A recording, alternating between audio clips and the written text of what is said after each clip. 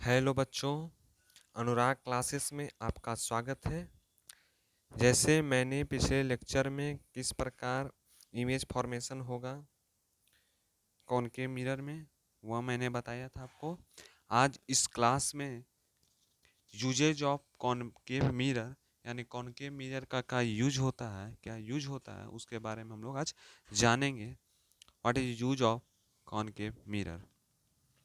First point इसका use होता है कि concave mirror is commonly used in torch, search light and vehicles headlight.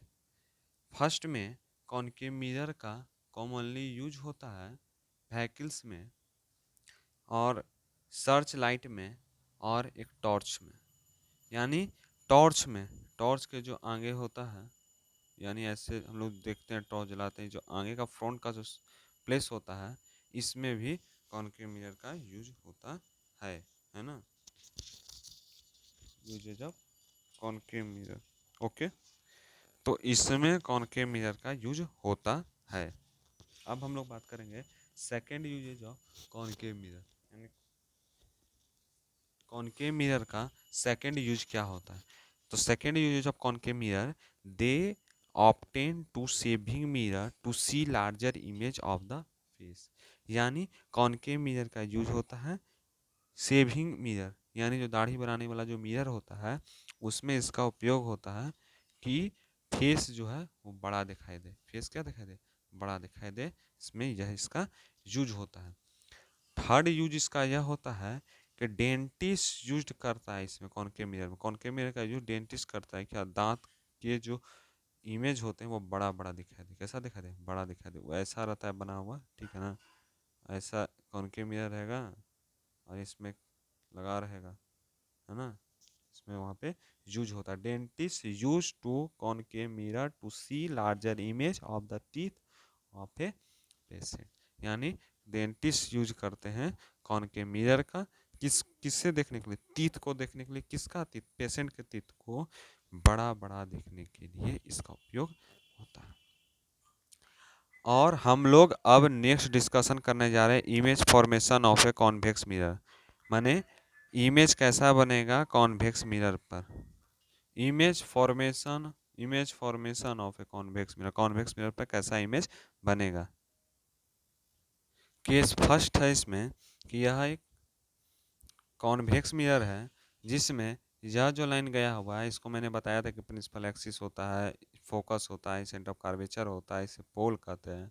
इतना समझ गए थे आप लोग? तो पिछले लेक्चर में मैंने भी बताया था।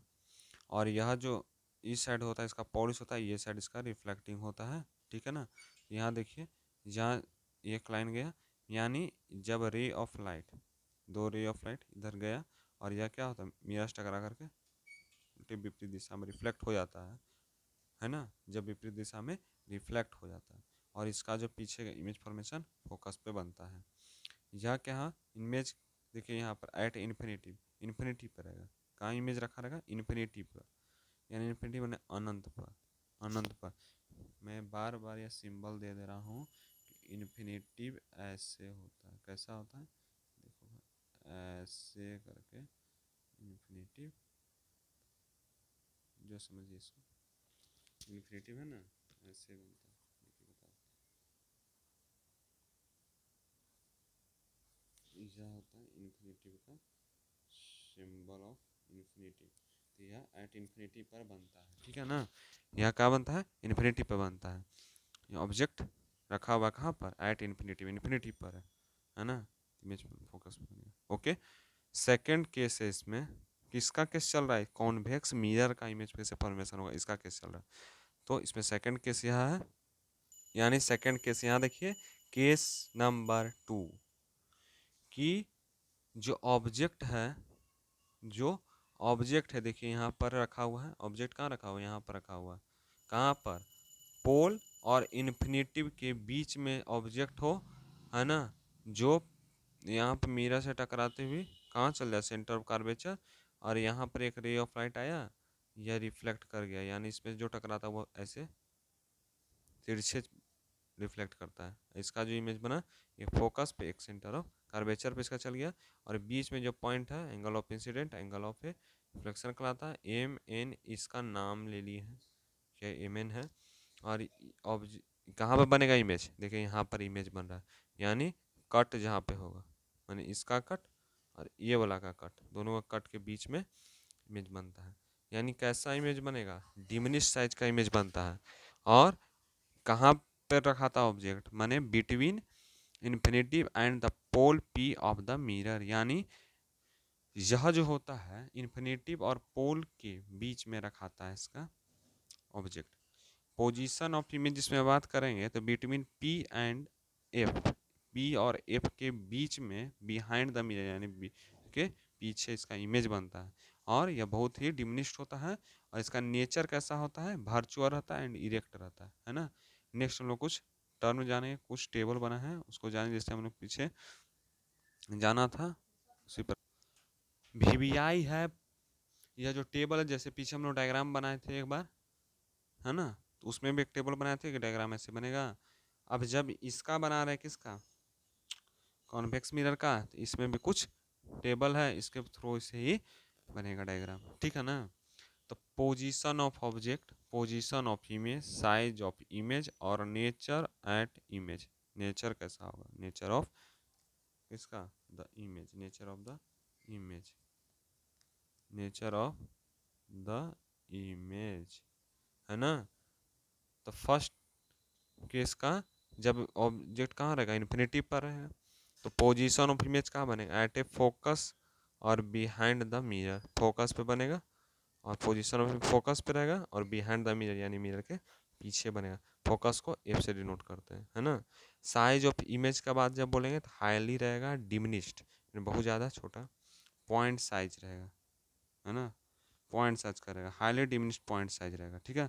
और कैसा रहेगा इसका नेचर ऑफ इमेज, यानी इमेज का क्या नेचर रहेगा, तो वर्चुअल रहेगा और इरेक्ट रहेगा, वर्चुअल एंड इरेक्ट रहेगा, है ना। अब जब बोलेंगे कि between infinitive and pole of the mirror, यानी जब object pole of the mirror पर बने, पोल और इन्फिनिटी के बीच में रहेगा जब ऑब्जेक्ट, जैसे पीछे सेकंड केस में मैंने बताया था।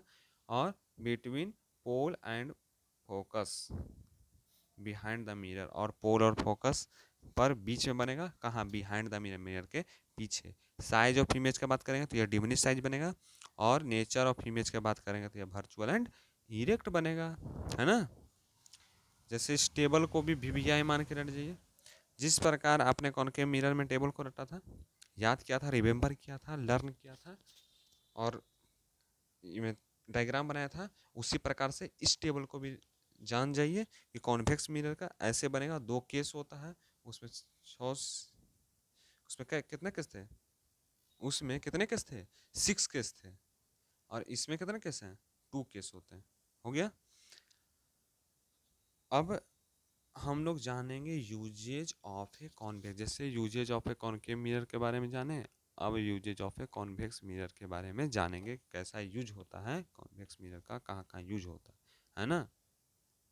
जब जान जाइएगा तब समझ जाइएगा कि कॉन्वेक्स मिरर का यूज कहाँ है ना।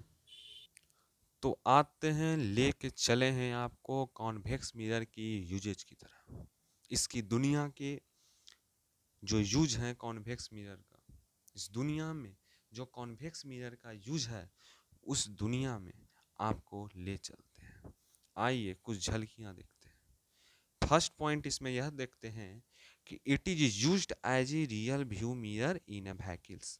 इसका कहाँ यूज होता है, यानी रियर व्यू मिरर किसका, व्हीकल्स के, व्हीकल्स यानी मोटरसाइकिल के रियर व्यू मिरर में इसका उपयोग होता है।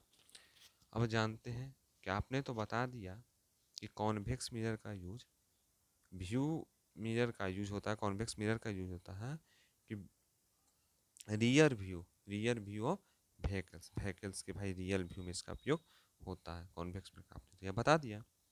लेकिन बस सेकेंड केस में मैं आऊँगा, सेकेंड क्या इसका यूज है ना, इसका यूज क्या है, तो सेकेंड यूज यह होता है कि reflector in a straight lamp, इसका उपयोग होता है स्ट्रेट लैम्प, है ना। देखिए STREET, स्टेट में इसका उपयोग होता है, किसका उपयोग होता है, कॉन्वेक्स मिरर का। It is use to reflector in a street lamp, है ना। और थर्ड पॉइंट में इसमें क्या बन जाएगा, थर्ड पॉइंट बता दीजिए क्या बन जाएगा। It is used as a vigilance mirror, यानी इसका उपयोग होता है विजिलेंस मिरर में, यानी VIGILANC विजिलेंस मिरर में इसका उपयोग होता है। ओके, और नेक्स्ट हम लोग को पढ़ना है, जो भी पढ़ना है आगे टॉपिक पढ़ेंगे, लेकिन उसके पहले हम न्यूमेरिकल बनाएंगे। न्यूमेरिकल भी बहुत ही ज़रूरी है। जो NCERT बेस्ड न्यूमेरिकल है उसको हम लोग समझेंगे और उसे बनाने का प्रयास करेंगे। ओके, देखिए यह एक न्यूमेरिकल है जो NCERT से लिया गया है कि the radius of A curvature of a spherical mirror is 20 centimetre, what is the focal length. यानी रेडियस ऑफ ए कार्वेचर किसका, स्फेरिकल मिरर का 20 सेंटीमीटर दे दिया है। स्फेरिकल मिरर गोलीय दर्पण का रेडियस ऑफ कर्वेचर कितना दे दिया है, 20 सेंटीमीटर। तो उसका फोकल लेंथ ज्ञात कीजिए, यानी find the focal length of A spherical mirror, है ना। Focal length NCERT based question है यह, इसको बनाएं। तो इसमें जो स्फेरिकल मिरर है जिसका फोकल लेंथ निकालना है, और उसमें 20 सेंटीमीटर स्फेरिकल मिरर का रेडियस ऑफ कार्वेचर दे दिया है। तो इसका क्या फॉर्मूला था, फोकल लेंथ बराबर होता है 1/2 इंटू रेडियस ऑफ कार्वेचर, यानी फोकल लेंथ बराबर क्या होता है, half into radius of curvature. तो हाफ कर देंगे, इंटू कर देंगे, radius of curvature spherical mirror कितना दे दिया है 20 सेंटीमीटर, इंटू 20 कर देंगे। जो कैलकुलेशन करने के बाद जो आएगा, यहाँ पे दिखाई दे रहे हैं, दिख रहे हैं 10 सेंटीमीटर इसका आंसर होगा, है ना। समझ गए इतना। अब आते हैं नेक्स्ट क्वेश्चन। नेक्स्ट क्वेश्चन है कि name a mirror that can give an erect and enlarge image of an object. वैसा मिरर का नाम बताइए जो इरेक्ट और इनलार्ज इमेज बनाए किसका, ऑब्जेक्ट का। तो यह होता है कॉनकेव मिरर। कौन सा मिरर होता है, कॉनकेव मिरर, है ना।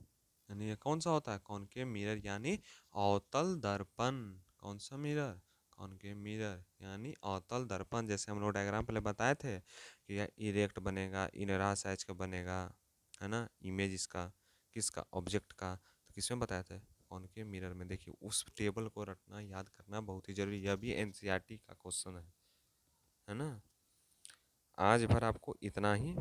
नेक्स्ट क्लास में और नेक्स्ट टॉपिक में हम लोग चलेंगे मैग्नीफिकेशन की ओर, है ना। Thank you, good day.